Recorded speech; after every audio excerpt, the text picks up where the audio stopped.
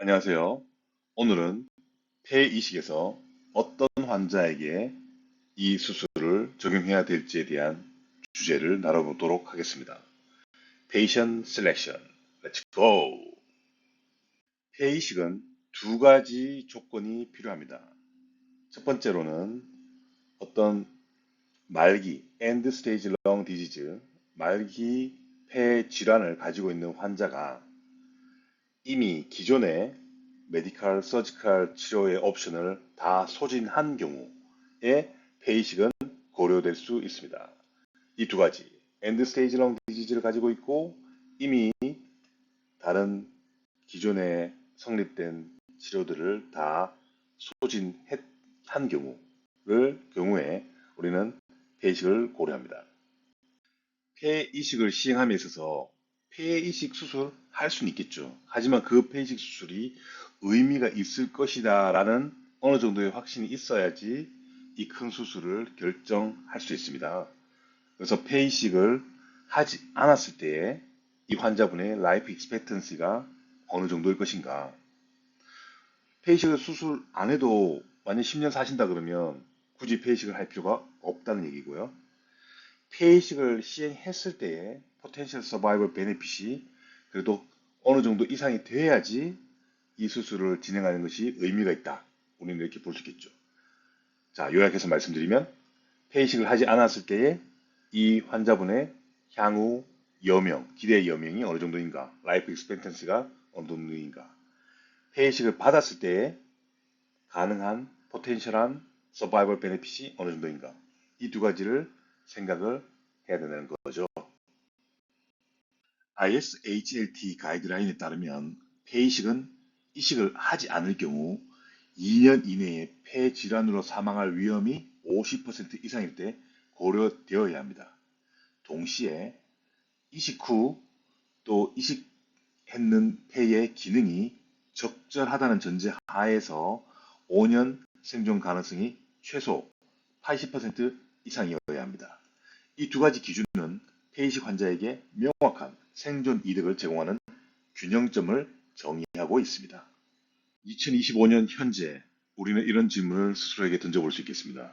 우리는 과연 지금 현재 너무나 많은 환자들을 폐이식의 대상에서 제외하고 있지는 않은지, 아니면 너무나 적은 환자들을 폐이식 대상에서 제외하고 있지는 않은지 말입니다.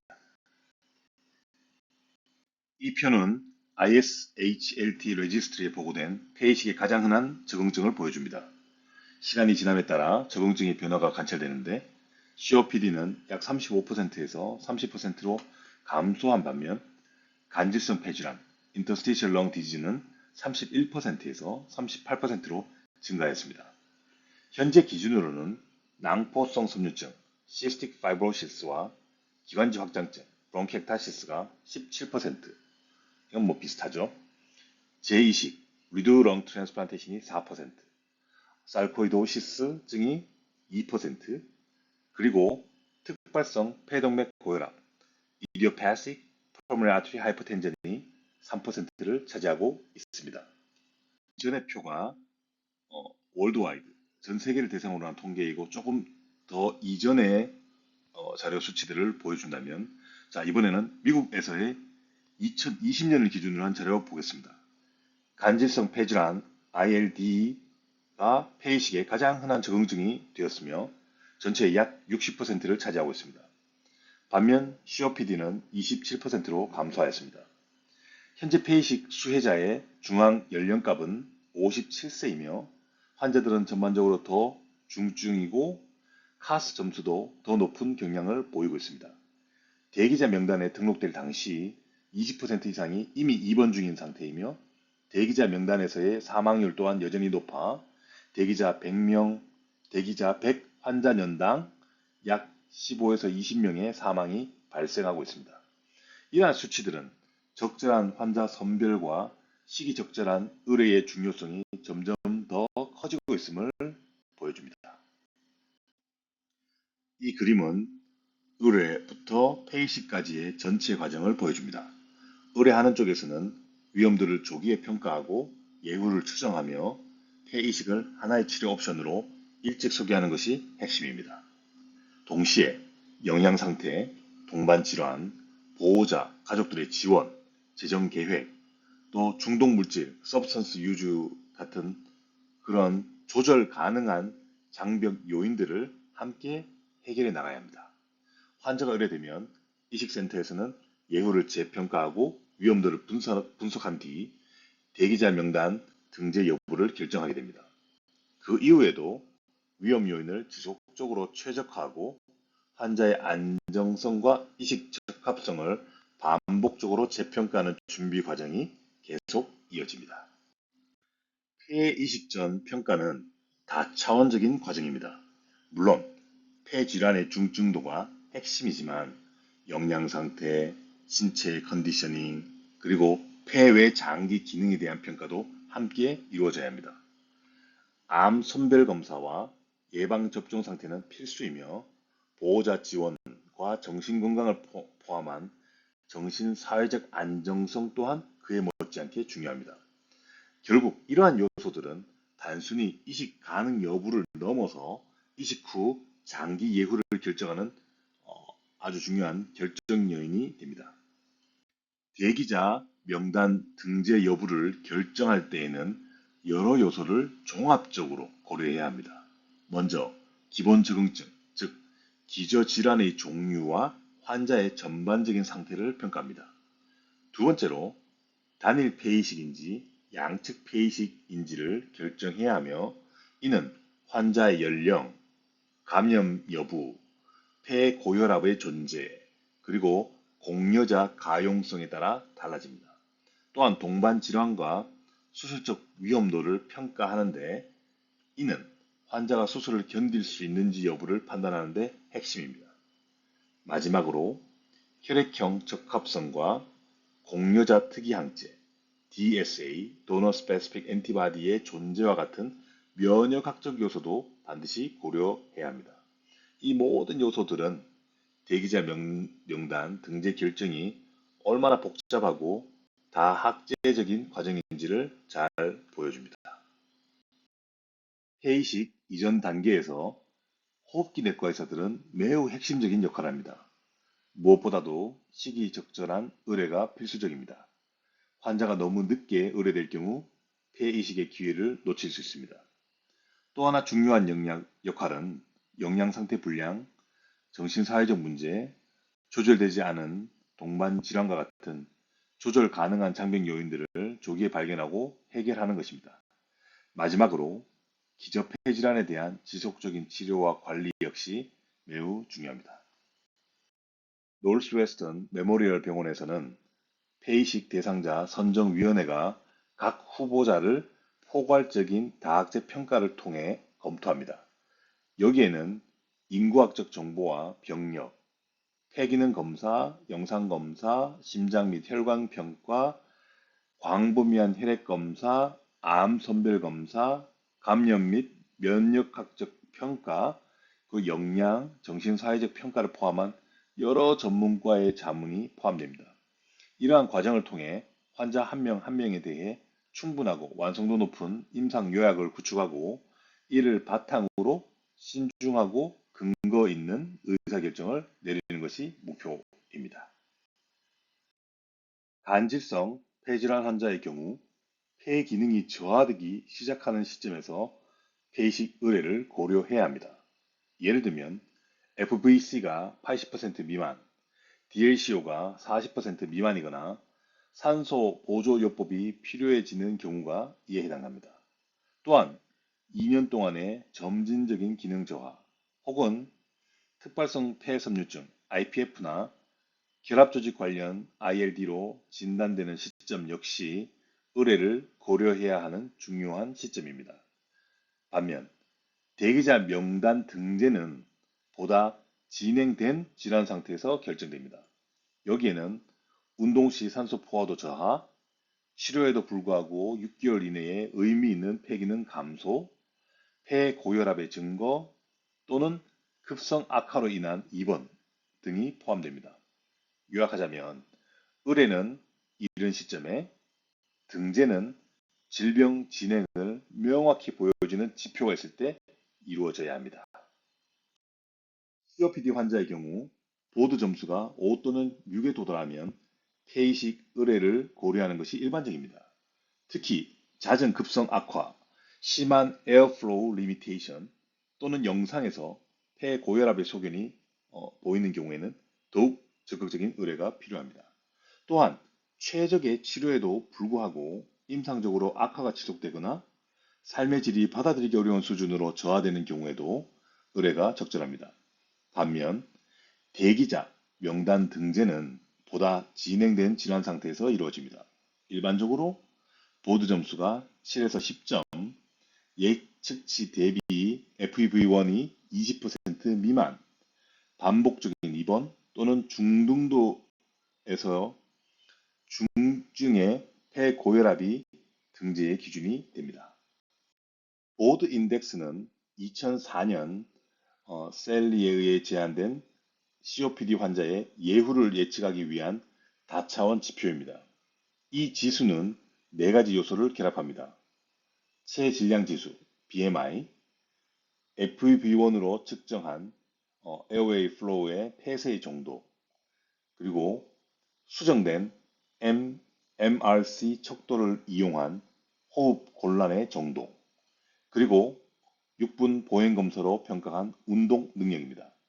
예후가 불량한 소견으로는 BMI가 20일 미만이거나 예측치 대비 FEV1 35% 미만, 그리고 높은 MRC 호흡곤란 점수 또는 6분 보행거리 150m 이하가 포함됩니다. 좀 더 디테일한 보드 인덱스의 구성 요소를 보고 싶으시면 이 슬라이드를 참고하시면 되겠습니다. MMRC Modified from the Medical Research Council Dyspnea Scale. 이 척도는 호흡곤란을 0점에서 4점까지 수치화하여 평가합니다. 0점은 격렬한 운동을 할 때에만 숨이 차는 경우를 의미하고 4점은 집 밖으로 나가기 어려울 정도이거나 옷을 입는 것과 같은 일상적인 활동에서도 숨이 찬 상태를 의미합니다. 낭포성 섬유증, Cystic Fibrosis 환자의 경우 CFTR 조절제를 포함한 최적의 약물 치료에도 불구하고 폐 기능이 충분히 호전되지 않을 때 폐이식 의뢰를 고려해야 합니다. 대표적인 의뢰 기준으로는 FEV1 30% 미만 또는 FEV1 40% 미만이면서 운동 제한, 고탄산 혈증, 산소 보조요법이 필요, 폐고혈압 또는 반복적인 급성 악화와 같은 추가적인 위험 인자가 동반된 경우가 포함됩니다. 대기자 명단 등재는 보다 진행된 질환 상태에서 이루어집니다.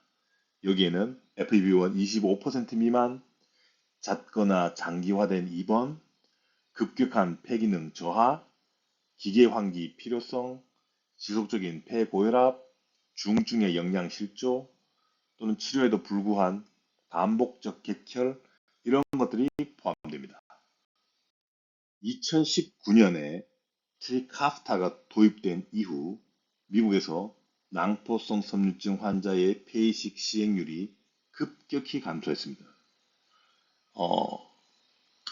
FEV1 50% 이하로 정의되는 진행된 질환 환자군에서의 사망률은 2011년 약 11%였는데 2022년에는 2.5%까지 감소했습니다.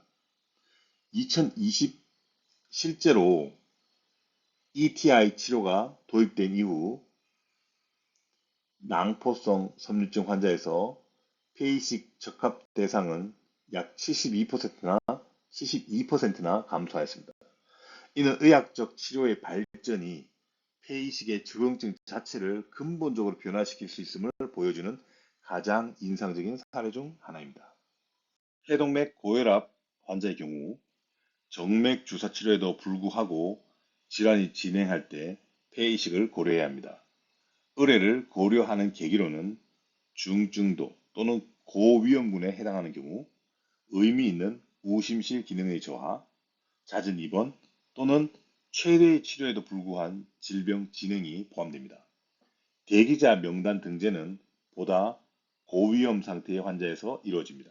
예를 들어 치료에도 불구하고 리빌 점수가 10을 초과하거나 진행하는 저산소 혈증, 간 또는 신장 기능 손상의 증거 혹은 생명을 위협하는 객혈이 있는 경우가 이에 해당됩니다. 핵심 메시지는 PAH 환자에서는 우심부전이 비가역적으로 진행되기 전에 폐이식 의뢰가 지연되어서는 안 된다는 것입니다. Reveal, 즉 Registry to Evaluate Early and Long-Term PAH Disease Management. 이 Reveal Registry는 폐동맥 고혈압 환자의 장기 예후를 평가하기 위해 개발된 자료입니다. Reveal 2.0 점수는 여러 임상 지표를 종합하여 1년 및 5년 생존율을 예측합니다. 여기에는 인구학적 특성, 나이, 성별 그런 것들, 그다음 PAH의 서브타입, WHO의 Functional Class, 6분 Walking Distance, BMP의 수치, 혈력학적 지표, 활력 징후, 그리고 신장 기능이 포함됩니다. 이 점수 체계는 환자의 위험도를 층화하고 폐이식 의뢰 및 대기자 명단 등재 시점을 결정하는 데 중요한 지침을 제공합니다. 9점 이상의 점수는 환자가 고위험군에 해당함을 의미하며 1년 생존율이 80% 미만임을 시사합니다.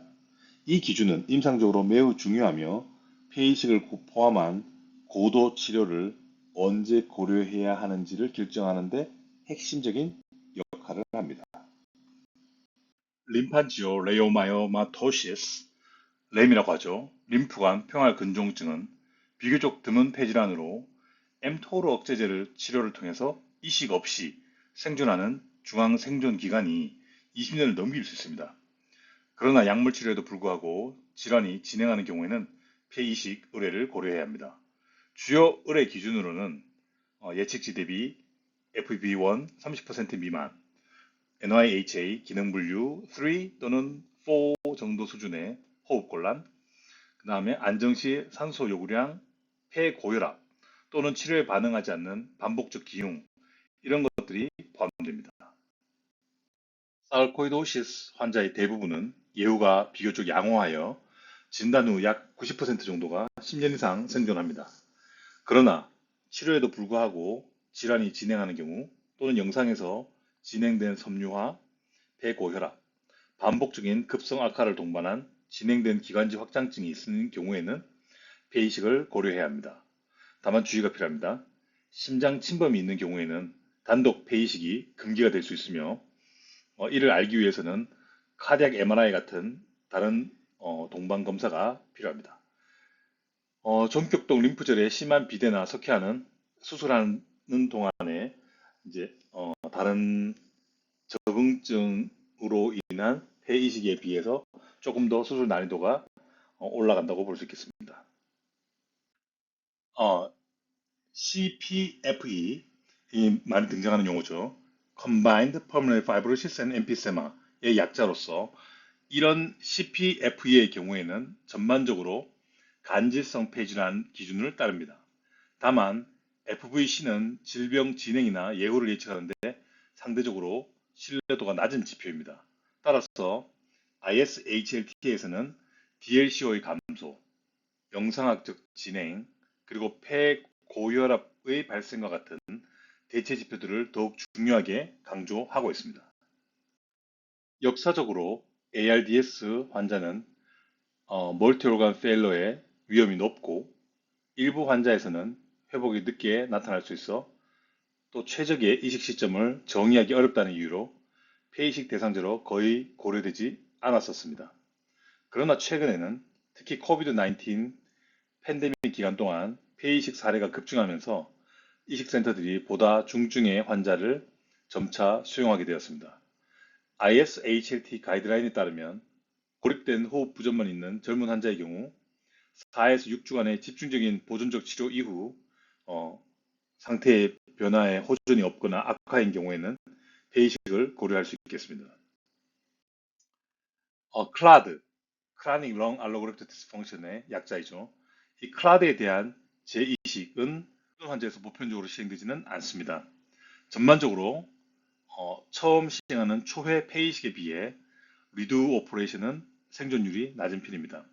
특히 PGD나 제한형, Restrictive Clad RAS의 경우에는 예후가 특히 더 좋지 않은 반면에 그거에 비해서는 그래도 BOS, 브론키올라이티스 오블리터스 신드롬에서는 상대적으로 더 나은 결과를 보인다고 알려져 있습니다.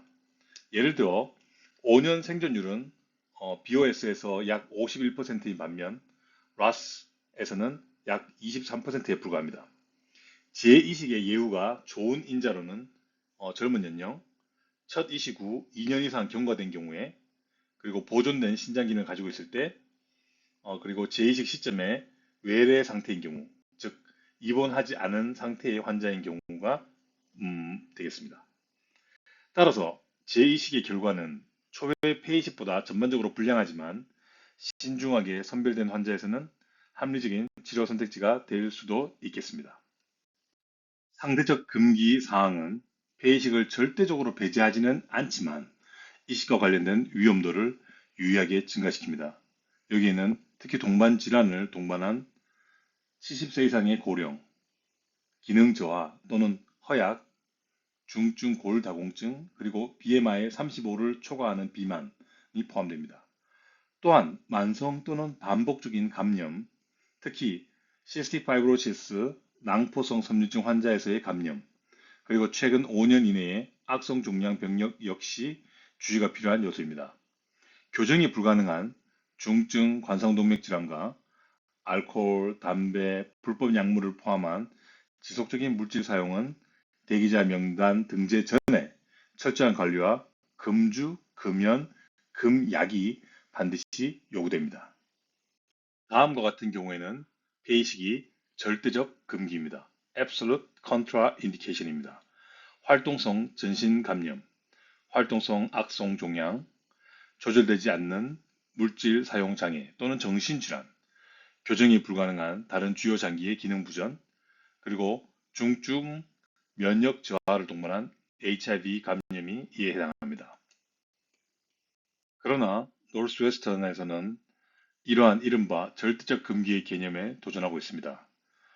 드림 임상 실험을 통해 우리는 4기 폐암 환자에게 폐이식을 적용하는 선구적인 시도를 하고 있으며 또한 다장기 이식에 대한 적극적인 접근을 통해 우리는 이 환자들을 포기하고 있지 않습니다. 오히려 그들에게 새로운 삶의 기회를 제공하고 있습니다. 단일 폐이식, 싱글렁 트랜스플란테이션은 질환이 한쪽 폐에 주로 국한된 경우에 일반적으로 고려됩니다. 대표적으로 COPD, 특발성 폐섬유증 IPF 또는 중증이 아닌 폐고혈압 환자가 이에 해당합니다. 또한 고령 환자이거나 양측 폐이식이 반드시 필요하지 않는 경우에도 단일 폐이식이 적절할 수 있습니다. 단일 폐이식의 주요 장점으로는 수술 시간이 짧고 마취 위험이 상대적으로 낮으며 회복이 더 빠르다는 장점이 있습니다. 특히 중요한 점은 한 명의 공여자가 두 명의 수혜자에게 혜택을 줄 수 있다는 것이며 한쪽 기능 폐가 보존된 COPD나 IPF 환자에서 효과적인 선택지가 될 수 있습니다. 그러나 단점도 존재합니다. 이식되지 않은 자연폐가 계속 악화될 수 있고 이식폐와 자연폐 사이에 기능적 불균형이 발생할 수 있습니다. 또한 특히 젊은 환자에서는 양측 폐이식이 장기 생존율에서 더 우수한 결과를 보이는 경우가 많습니다. 따라서 단일 폐이식은 감염 위험이 높은 시스틱 파이브로시스 환자나 중증인 폐고혈압 환자에서는 적절한 선택이 아닙니다. 단일 폐이식 후 발생할 수 있는 중요한 합병증 중 하나는 특히 COPD 환자에서 우리가 15%에서 30% 정도에서 볼 수 있는데요. 이런 현상은 무엇이냐 하면 이 시간 폐의 정상 이제 이식된 폐 측이 있고 반대쪽 네이티브 렁이 있는데 네이티브 렁이 COPD 환자의 폐니까 굉장히 하이퍼 인플레이션 돼 있는 거죠. 그러면 이게 어, 이식한 후에는 그 이식한 쪽으로 종격동이 밀리는 현상이 발생할 수 있습니다. 그렇게 되면 이식한 쪽에 다이아프램은 플래트닝 돼 있고, 그다음 이거는 종격동은 이식한 쪽으로 밀리면서 혈력학적으로도 어, 그 불안정을 할 수 있고 가스교환 장애를 또 초래할 수 있습니다. 그래서 무기폐, 저산소 혈증, 고탄산 혈증 등이 이제 발생할 수 있는데, 이럴 때 치료는 보통 non-invasive ventilation, 즉 바이헵이나 뭐 이런 것들을 쓴다거나 CPAP, 바이헵 이런 거 뭐 바이헵 같은 걸 줄여 써서 이제 환기를 도와주거나, 또는 하이 플로우 내재 캐뉼라 정도로 이제 호흡을 도와줄 수 있겠죠. 우리의 목표는 주로 이제 리인튜베이션, 재삽관을 예방하는 것을 목표로 하고요. 증상이 심한 경우에는 기관지 내에 밸브 삽입, 즉 네이티브 렁의 이 하이퍼 인플레이션 된 부분을 줄이기 위해서 기관지 내에 밸브 삽입한다든지, 또는 폐 용적 감소 수술을 네이티브 렁에 어, 한다든지 하는 방법을 쓸 수 있는데, 사실은 좀 매니지가 아주 쉽진 않죠. 이제 양측 폐이식으로 넘어가겠습니다. 더블 렁 트랜스플란테이션이라고 하죠. 양측 폐이식은 몇 가지 상황에서 우선적으로 선택됩니다. 예를 들어서 시스틱 파이브로시스나 기관지 확장증의 경우, 보통 질환이 감염, 인펙션을 동반하고 있는 경우가 굉장히 많고, 또 이게 어, 굉장히 익스텐시브하기 때문에 양측 폐를 모두 교체해야 됩니다. 만약 한쪽만 싱글렁 트랜스플란테이션 했을 경우에는 남은 쪽에서 감염이 계속 문제되기 때문에 절대로 그렇게 하지 않습니다. 또한 중증의 폐고혈압이나 중증의 폐기종 환자에서도 양측 폐이식이 적응증이 되며, 특히 젊은 환자에서는 더 나은 예후를 제공하기 위해서 폐이식을 양측으로 하는 것을 선호합니다. 양측 폐에 감염이나 악성 종양이 침범한 경우, 또는 기능적 요구도가 높은 젊은 환자에서는 양측 폐이식이 일반적으로 선호됩니다. 자, 이제 개정된 Composite Allocation Score, 즉 CAS 시스템을 간단히 살펴보겠습니다. 2023년부터 미국의 폐이식 장기 배분은 CAS를 기준으로 결정되고 있습니다. 이 시스템의 주된 목적은 대기자 명단 사망률을 줄이고 가장 중증인 환자를 우선 배정하는 데 있습니다. 12세 미만의 소아 환자는 별도의 점수 체계를 적용받으며 추가 점수의 혜택을 받게 됩니다. CAS는 연속 분포 체계의 일부로, 즉 이 점수가 continuous distribution, 연속되는 점수를 가지게 되면서 장기 배분에 영향을 미치는 모든 관련 요소를 0점에서 100점 사이의 단일 가중 점수로 통합합니다. 이 시스템은 폐이식 장기 배분의 공정성과 효율성을 더욱 향상시킬 것으로 기대되고 있습니다. 카스는 5가지 주요 단계를 통해 계산됩니다. 1단계는 대기자 명단의 긴급도, waiting list urgency로 이식을 하지 않았을 경우 환자가 얼마나 생존할 수 있는지를 추정합니다. 이 항목은 최대 25점을 차지하며 연령, 산소 요구량, 기계 환기 여부, 육분 보행 검사 결과 같은 요소들이 포함됩니다. 2단계는 이식한 후 기대 생존으로 expected post transplant survival이라고 하죠. 역시 최대 25점이 부여되며 이식 후 첫 5년간의 생존 가능성을 예측합니다. 3단계는 생물학적 적합성으로 최대 15점이 배정됩니다. 이는 감작의 정도, PRA, 패널 리액티브 엔티바디, ABO 혈액형, 그리고 공유자 수혜자 신장 매칭을 기반으로 합니다. 4단계는 환자 접근성으로 12세에서 18세 사이의 소아 환자와 과거 생체 공유자였던 환자에게는 추가 점수를 부여됩니다. 5단계는 배치의 효율성으로 최대 10점까지 부여되며 이송 거리, 그러니까 도너 하스피털과 레스피레이터 하스피털의 그 거리, 그리고 장기의 허혈 시간을 고려합니다. 이처럼 여러 영역을 통합함으로써 카스는 긴급성, 기대 이득, 공정성, 그리고 물리적 효율성 사이의 균형을 반영한 단일 가중 점수를 제공합니다. 카스는 다양한 임상 변수들을 통합하여 산출됩니다. 먼저 환자 인구학적 요소로는 연령과 BMI가 포함되는데 이는 이식 전후 생존율 모두에 직접적인 영향을 미치기 때문입니다. 진단군 (Diagnosis) 그룹에서는 COPD, IPF, CF, PAH 등 기저폐 질환에 따라 서로 다른 가중치가 부여됩니다. 의학적 상태에는 산소 보조요법 사용 여부와 기능적 상태가 포함됩니다.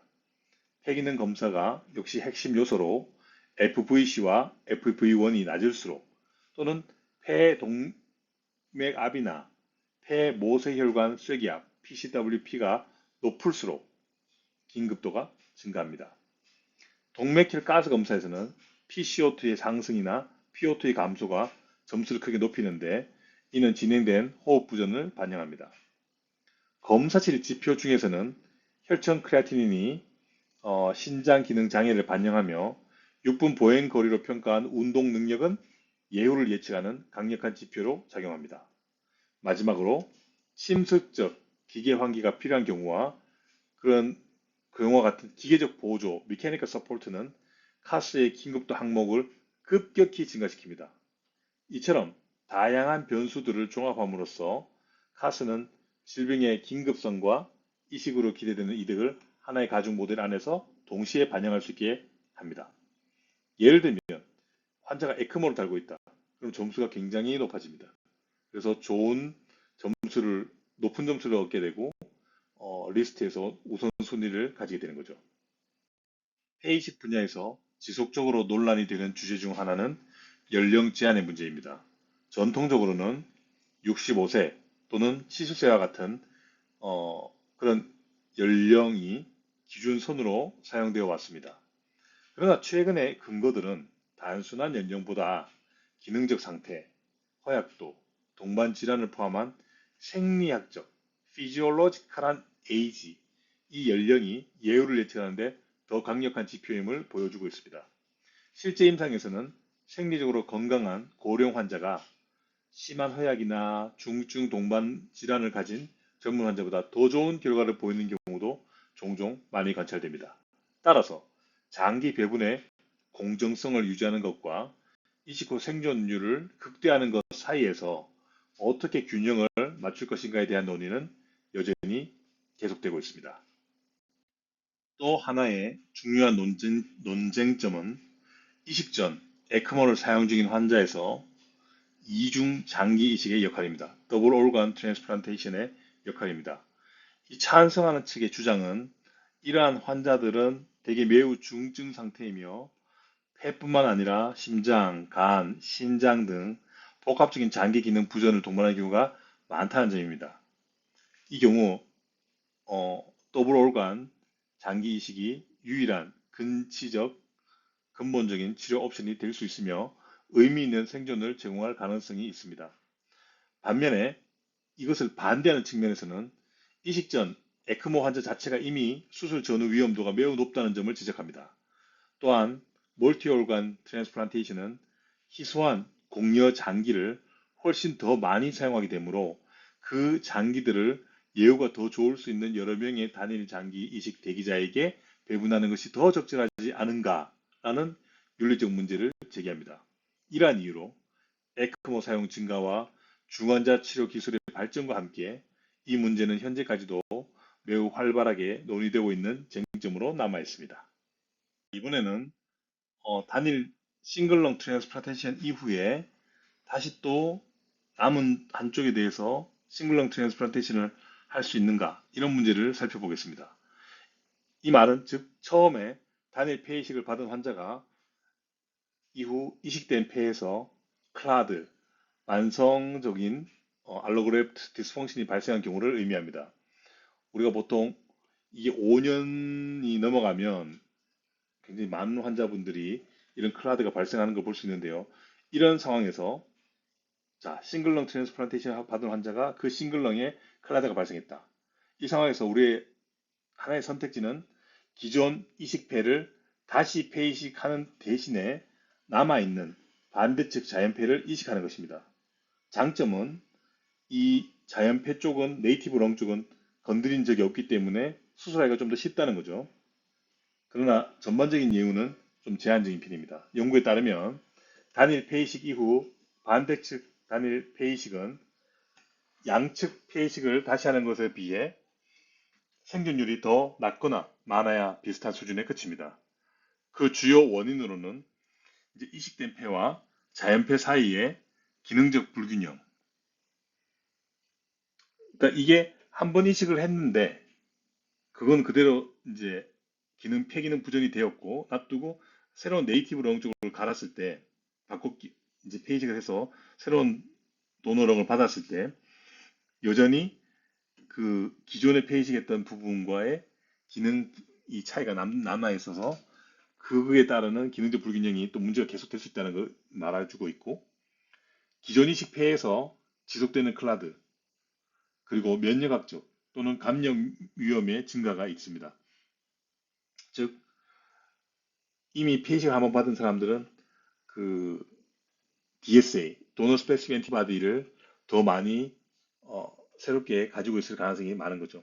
따라서 이 전략은 표준적인 접근법은 아니며 신중하게 선별된 젊고 임상적으로 안정된 환자에서만 제한적으로 고려될 수 있습니다.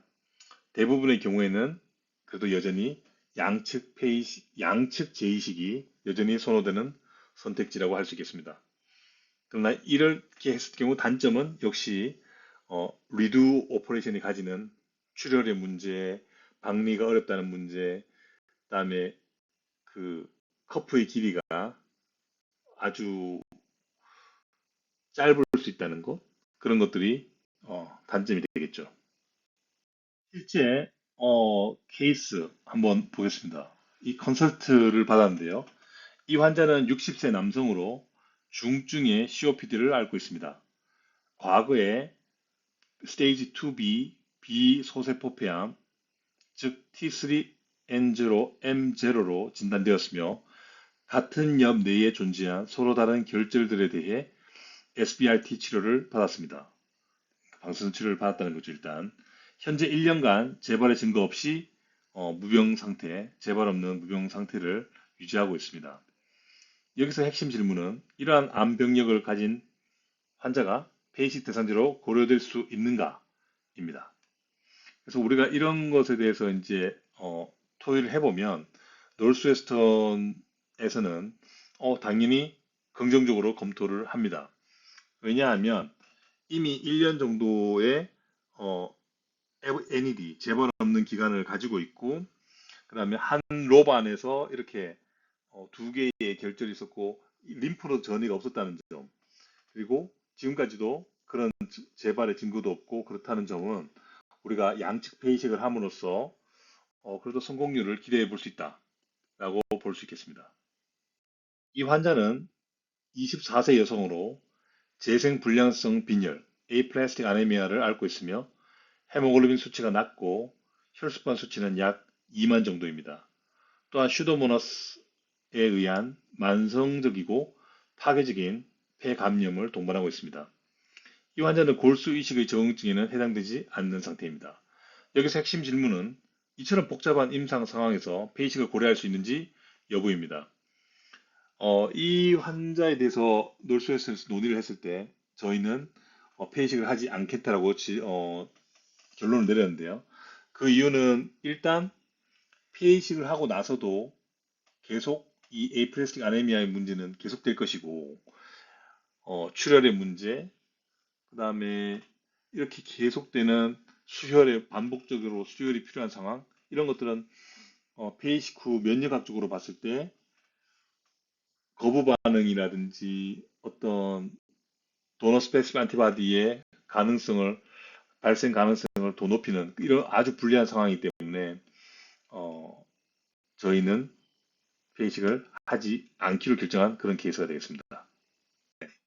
오늘 우리는 ISHLT의 Patient Selection 가이드라인을 살펴봤고 수술 전 이벨리에이션이 어떻게 이루어지고 있는지 그리고 카스 점수는 어떻게 구성되고 이것이 어떤 의미를 가지는지를 살펴보았습니다.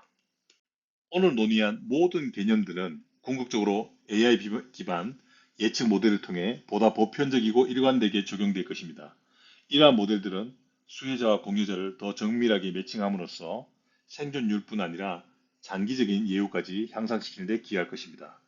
오늘 이야기는 여기서 마치겠습니다. 경청해 주셔서 감사합니다.